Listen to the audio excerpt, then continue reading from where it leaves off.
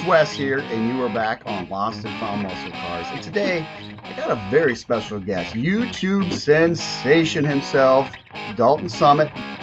Dalton, welcome to the podcast. How are you? I'm good. It's good to see you, Wes.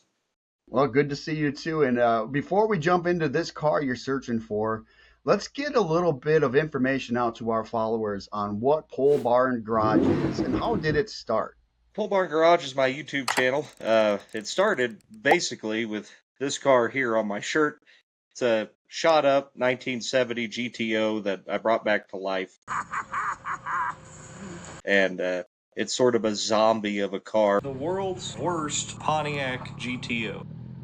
Looks like we got a cactus. But it does drive around, and we take it on a lot of road trips. Now we work on just about everything on the channel. I have an affinity for classic cars and, well, cars of all sorts, really. So tell our viewers what exactly it is that you do on the show. On Pole Barn Garage, we just work on anything. We'll work on the things that are the worst car you can imagine, dig them out of the ground and get them back going. We get a lot of good survivor cars on there a lot of times.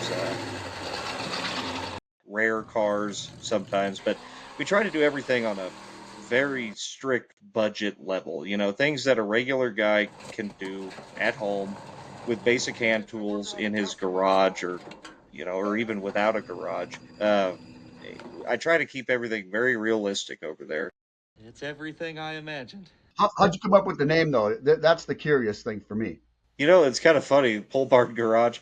I work at a pole barn at home. It's just this like ramshackle tin building, but I don't even know why I decided to name it that, but it stuck. So PBG it is.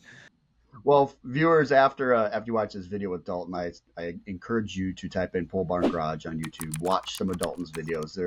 They're nice and meaty. They give you a lot of context, a lot of content, and it's super cool to see these things go from 2 feet in the mud, dirt, junk, stuck to a running, driving car.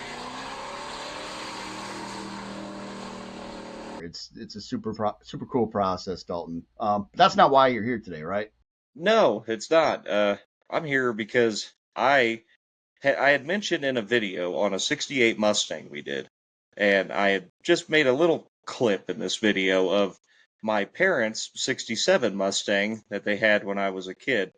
I have been after one of these for a minute, and by a minute I mean about 5 years. I used to have one, 67, and I really missed that car.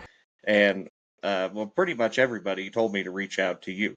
So I did, and we've made a little progress on finding the car, but that's why we're here today.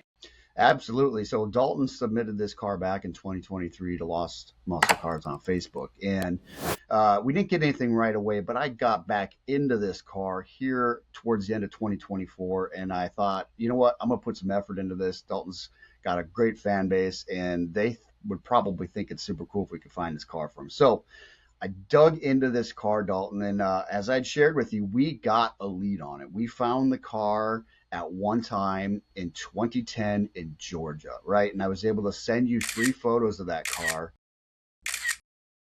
And Dalton, that thing hadn't changed. It looked exactly like how your parents had it. Yeah, it's a pretty unique Mustang.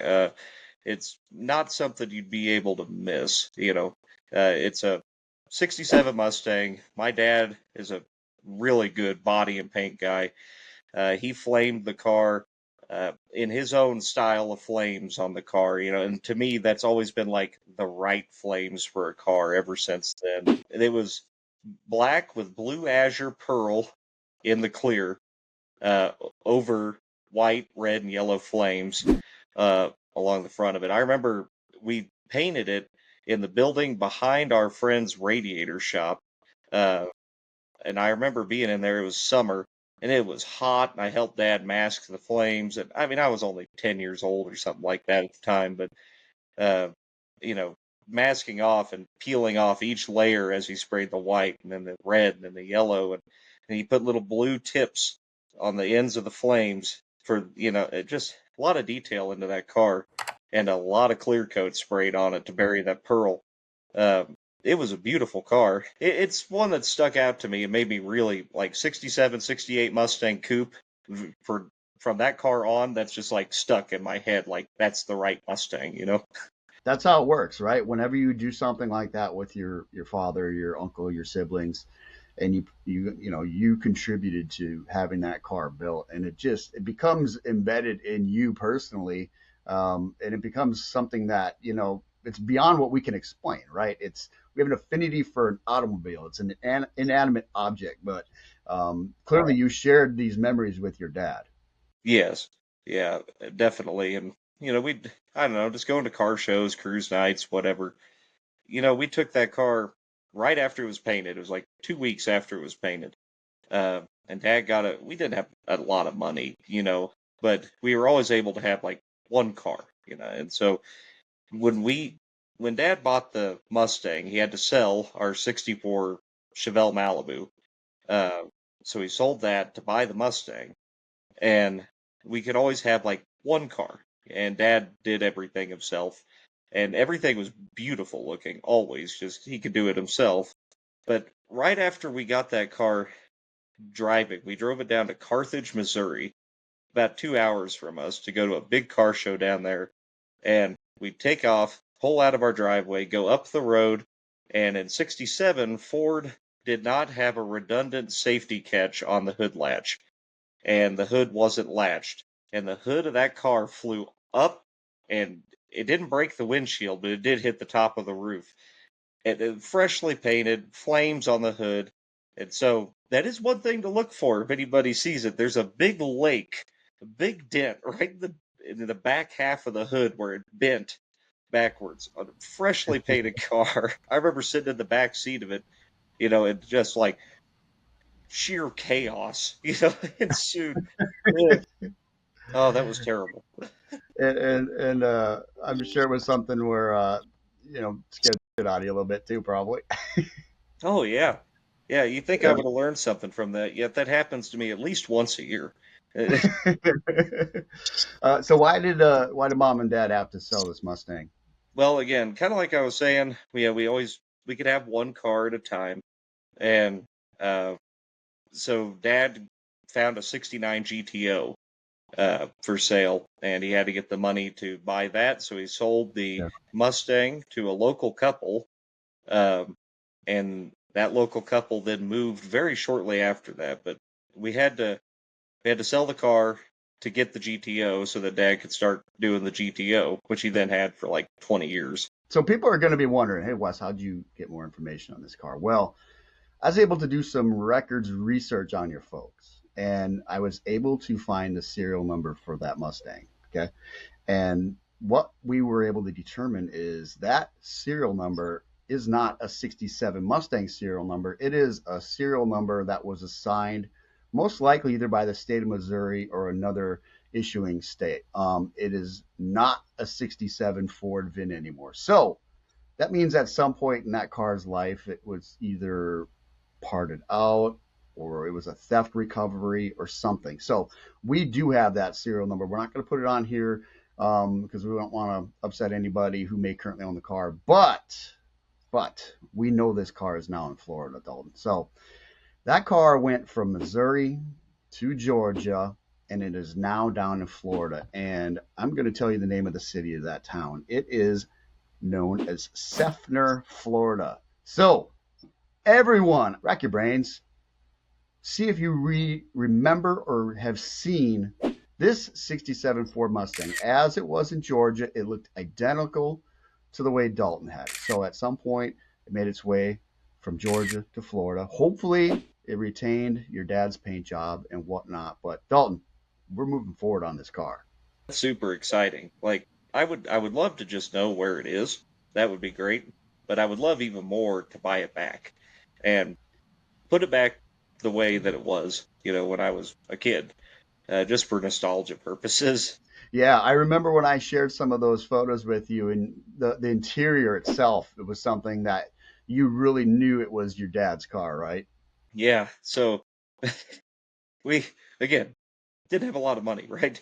So Dad was able to get seat upholstery for the car. When we got the car, it had velour, black and red velour upholstery, and straight out of the 1980s. It was just awful, uh, just gross.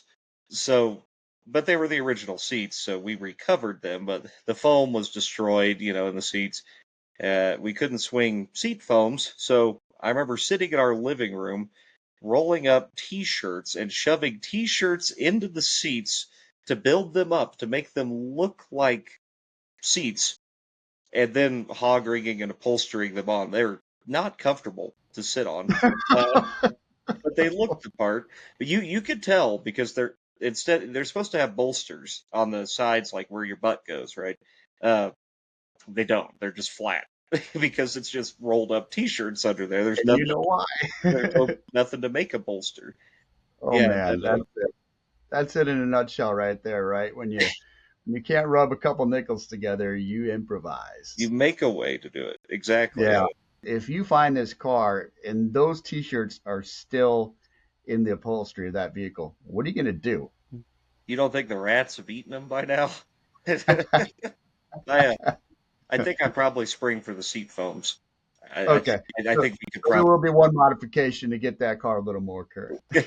Well, Dalton, it was a pleasure to have you on, and we're going to be putting our collective minds together in this hobby to see if we can locate this car for you. Maybe the current owners would be interested in coming on the podcast if we ever get in touch with them. But either way, we're no longer lost on the car. We do have promising leads on it. And folks, tune into Dalton's show on YouTube, Pole Barn Garage.